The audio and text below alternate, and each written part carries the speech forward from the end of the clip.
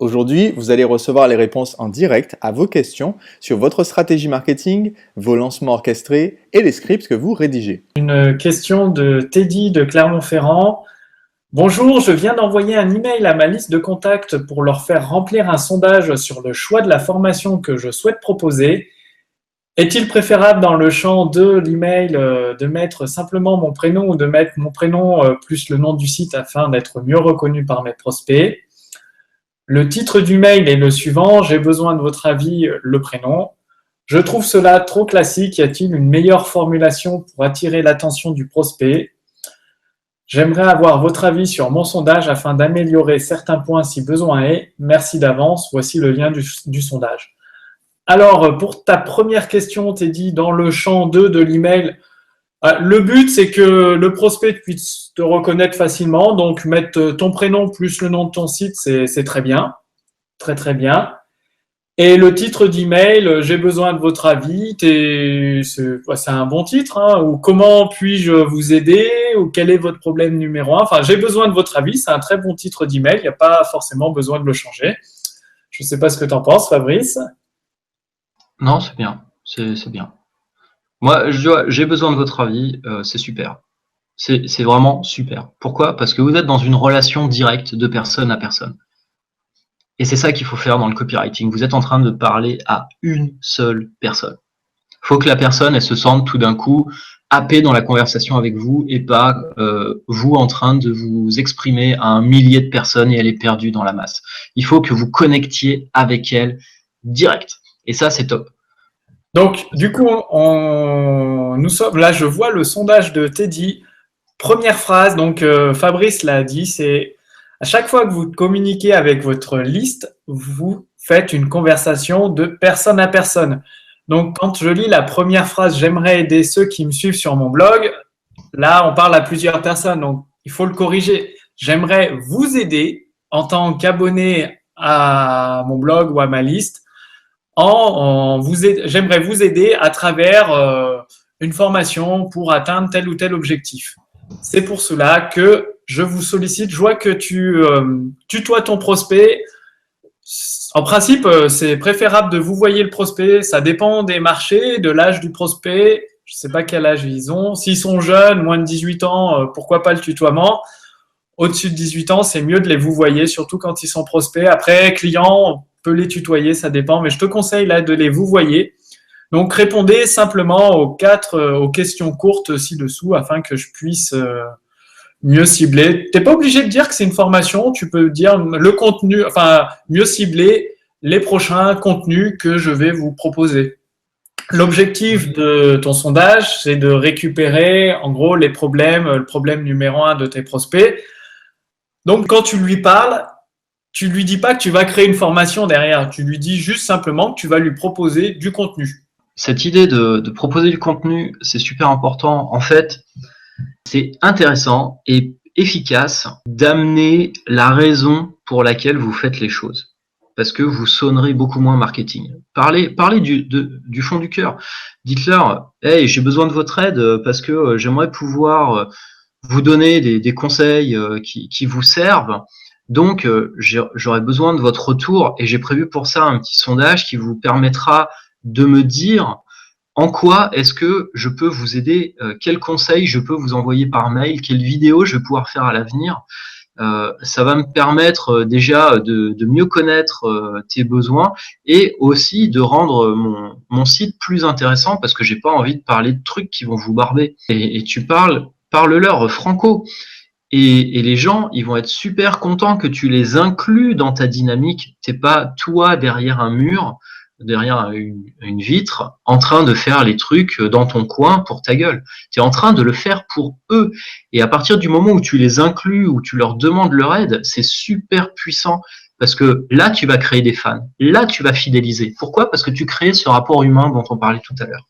Alors, ton sondage, bonjour, j'aimerais aider ceux qui me suivent dans mon blog. Voilà, tu vois, là, tu es bien parti dans ton mail. Et là, boum, tu t'adresses à une foule. Donc, les gens ont lu ton mail. Ils n'arrivent pas sur ta page par hasard.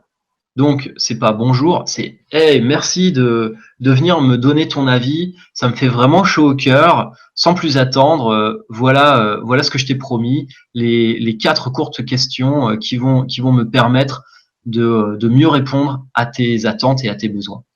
Paf, et tu rentres dedans illico. T'as pas besoin de faire comme si les gens arrivaient par hasard sur ta page. Tu sais d'où ils viennent. Encore une fois, c'est une question de stratégie. Par où passent les gens pour aller chez toi? Et ça vient pas par hasard. Les gens n'arriveront jamais sur une page SurveyMonkey grâce au référencement naturel. Jamais. Donc, s'ils n'ont pas le lien, c'est impossible qu'ils trouvent ta page de sondage. Donc, toi, tu as le contrôle total de par où ils passent pour venir. Ils passent par ton mail, donc ils ont lu ton mail. Donc, part du principe qu'ils ont lu ton mail et que c'est juste la suite logique de ton mail. Tu vois, comme si tu ouvrais la porte, il y a quelqu'un, tu l'as au téléphone, tu lui dis passe chez moi, je vais te montrer un truc, et quand il frappe à la porte, tu refais comment tu vas? Ça fait vachement longtemps qu'on s'est pas vu. Attends, on s'est eu au téléphone. T'as un manque de cohérence dans ta communication vis-à-vis de la personne. Tu vois, tu as créé une cassure. Et un bon copywriting, c'est justement qu'il n'y ait pas de cassure, que la relation soit fluide, que le contact il se noue avec un maximum d'émotion.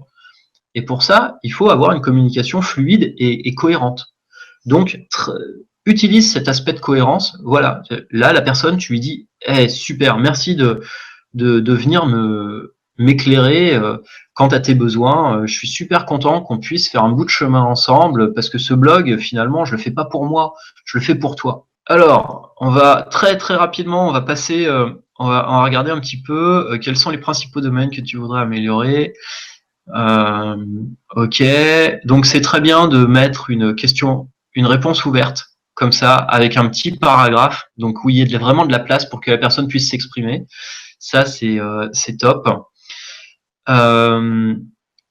Quelle est la principale difficulté, frustration? Ok, tu peux même faire, tu vois, dans tes questions 2, 3, etc., qui sont plus grosses, tu peux même faire plus de lignes. Tu vois, Sébastien, il préconise, je crois, carrément d'en faire 7 de haut. Tu vois, que la personne, elle se sente à l'aise pour mettre beaucoup de choses.